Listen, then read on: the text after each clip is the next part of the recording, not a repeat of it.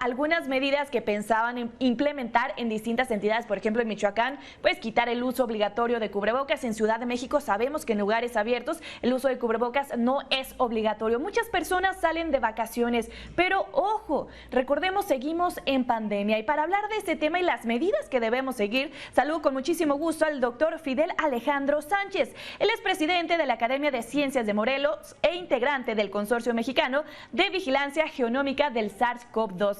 Doctor Fidel, muy buenos días. Muy buenos días, Lidia. Un saludo a ti y a toda la auditoría. Muchísimas gracias, un saludo y pues arrancamos este tema. ¿Cuáles son las medidas que no debemos descuidar en estas vacaciones, doctor? Mire, de nuevo nos enfrentamos a una situación en la cual hay una aparente falsa seguridad. ¿Por qué? Porque estamos viendo una reducción en los casos. Sin embargo, hay que recordar que con las nuevas variantes y sobre todo el efecto de la vacunación es lo que estamos viendo ahorita, donde desgraciadamente se está cortando los síntomas graves y la posibilidad de ir al hospital o incluso morir, pero la transmisión nos está cortando. Entonces, posiblemente tenemos un subregistro de casos donde vemos este descenso de manera un poco artificial en muchos lugares, pero que en otros lugares podría darse el incremento. Ya vimos que hace unas semanas, desde hace unas semanas, hay 6 estados en la República que tienen un incremento, muchos de ellos tienen lugares turísticos, y finalmente hay que seguir con las medidas. A pesar de que el cubrebocas es incómodo, es la mejor medida de prevención que tenemos, porque es lo único que es la barrera con menos defectos que tiene, dado que es una barrera de contención, en la cual tanto yo como las personas que están a mi alrededor contienen sus aerosoles, contienen su saliva, y finalmente en el caso que llegaran a estar infectados y que no tuvieran síntomas precisamente por estar vacunados o simplemente porque su sistema inmune contiene la infección de tal manera que no les produce síntomas, pero que sean portadores del virus, no lo estamos esparciendo. Y hay que recordar que hay todavía mucha gente vulnerable en la población. Estos son niños y adultos, en los cuales los niños aún no están vacunados, y los adultos, finalmente se ha visto que después de los 60 años, a pesar de tener refuerzo, pues la inmunidad va a ir bajando y los pone en una situación vulnerable. ¿Crees que realmente se pueda controlar? Si hemos visto, la verdad, a lo largo de estos 2 años, que hay gente que todavía no entiende, por ejemplo, ya mencionaba la importancia del uso de cubrebocas. ¿Crees que en estos días de asueto la gente realmente pues cumpla con estas recomendaciones? ¿Se pueda controlar por parte de las autoridades? Va a ser difícil, y sobre todo si hay mensajes de las autoridades donde se va o se apunta hacia la relajación de las medidas, es difícil. Sí tiene sentido que en espacios abiertos no se use el cubrebocas. Sin embargo, hay que ver qué tan abiertos y sobre todo cuál es la dinámica de la gente. En una playa, por ejemplo, bueno, hay menos riesgo porque la humedad finalmente precipita más rápido los aerosoles, pero también, por ejemplo, no es lo mismo estar en la playa, digamos, a una distancia sana o de más de 2 metros entre varias personas, pero digamos que cuando hay mucho flujo de gente, eventualmente la probabilidad de encontrar a alguien enfermo puede ser alta, ¿no?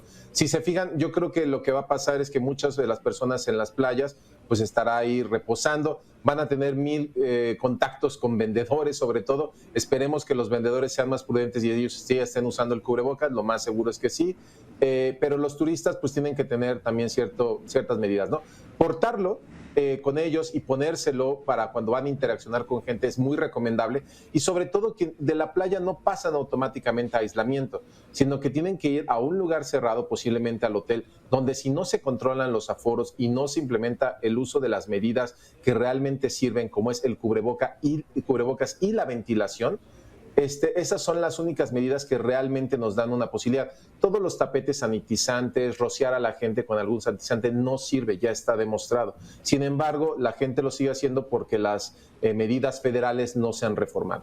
Entonces, yo creo que si en los lugares de vacación se controla el aforo, sobre todo en lugares cerrados, se vigila mucho la ventilación, se usa el cubrebocas y sobre todo la gente lo sigue portando, porque va a llegar un momento en que van a llegar a un lugar cerrado donde lo tienen que usar, y si no lo traen, entonces lo más seguro es que van a estar en riesgo. ¿Y cuál sería la recomendación? Ya pasaron las vacaciones, al llegar a casa. Pues al llegar a casa, pues tener mucho cuidado. Cualquier síntoma, recuerden que la incidencia del virus sigue siendo alta, Y lo que nos preocupa muchísimo es que este virus sigue mutando. Estamos viendo una situación similar a la que tuvimos con la variante Delta, simplemente que la variante Omicron pues ya tiene más de 30 sublinajes. Ahora se observa un nuevo sublinaje que es el B4 y el B5, o sea, estos nuevos sublinajes, y sobre todo el potencial peligro que ahora está recombinando el virus. Entonces se está combinando, por ejemplo, ya hay una recombinante que es la combinación entre la B1 y la B2, y finalmente aquí en el país todavía no detectamos una gran incidencia de estas recombinantes, pero finalmente si no se cuidan las medidas para cortar la transmisión, y el cubrebocas es una de estas medidas que ayuda a cortar la transmisión, no vamos a poder llegar a un fin de la pandemia próximamente. Seguiremos viendo estas olas posiblemente por varios años. Y quería preguntarte, doctor, hay en algunas entidades donde el porcentaje de vacunación de refuerzo, la verdad, es muy bajo. ¿Qué decirle a la gente para que realmente sabemos que al estar vacunado no evita que te contagies del virus, pero ya lo adelantaba, los síntomas son menores, no son tan graves? ¿Qué hacer para que la gente realmente acuda por esta tercera dosis? Pues finalmente decirles que si valoran su vida en la de los demás, finalmente que vayan a este refuerzo. Lo que se ha visto es que finalmente las personas que más lo necesitan son las personas mayores de 50 años y cualquier persona, o sea, para no pasar por síntomas muy graves. El refuerzo se ha visto que es también una medida muy importante. Esta tercera dosis o refuerzo es posiblemente la única que vayamos a necesitar. Ahorita ya acaban de salir resultados, al menos con la vacuna de Pfizer, donde se ha visto que una cuarta dosis no abona tanto, no ayuda mucho, pero finalmente se le tiene que seguir aplicando, pues, digamos que a la población de más riesgo, que es la de 60 o más. Entonces, digamos que por favor acudan a su refuerzo. Digamos que no es el costo-beneficio es muy, muy grande, sobre todo para no saturar los sistemas de salud, para no poner en riesgo a los niños que no están vacunados y para no poner en riesgo a los adultos mayores, pero sobre todo para no ponerse en riesgo a sí mismos. Y justo preguntarte eso, todavía los niños no están vacunados, se contempla que podría haber una jornada de vacunación para niños y niñas hasta mayo. El regreso a clases presenciales en varias entidades es después de Semana Santa. ¿Qué tan viable es esta medida que están empleando algunas entidades del regreso a clases 100% presencial cuando los niños pues todavía no están vacunados? De la información que tenemos y lo que hemos aprendido de Omicron es que son, digamos, picos muy, muy rápidos. Entonces, mi sugerencia sería que el regreso a clases presencial se hiciera más bien híbrido, una parte presencial, una parte en línea, en los casos que sea posible, y aguantar y monitorear las siguientes 3 semanas después de ¿cómo se llama?, de esta Semana Santa. Sobre todo porque eso sabemos que es el tiempo que tardan en subir y bajar, digamos, los picos de Omicron. Entonces, en 3 semanas ya puede haber desenlaces favorables para aquellos que se hayan infectado, incluso siendo asintomáticos, y sobre todo evitar las transmisiones masivas en las escuelas, que de todas maneras el contagio se hace en casa. Pero esto es el problema, el contagio se hace en casa no solamente porque los niños van a la escuela, sino porque también los padres regresan a actividades normales.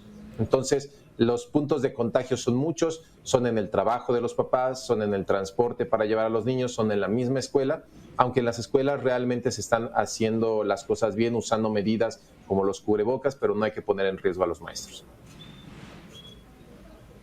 Muchísimas gracias, doctor Fidel Alejandro Sánchez Flores. Estoy segura, pues vamos a seguir tocando este tema en próximos días y más durante este regreso de Semana Santa. Muchas gracias, Lidia. Un saludo a ti y a todo el auditorio. Recuerden, cuídense y usen el cubrebocas.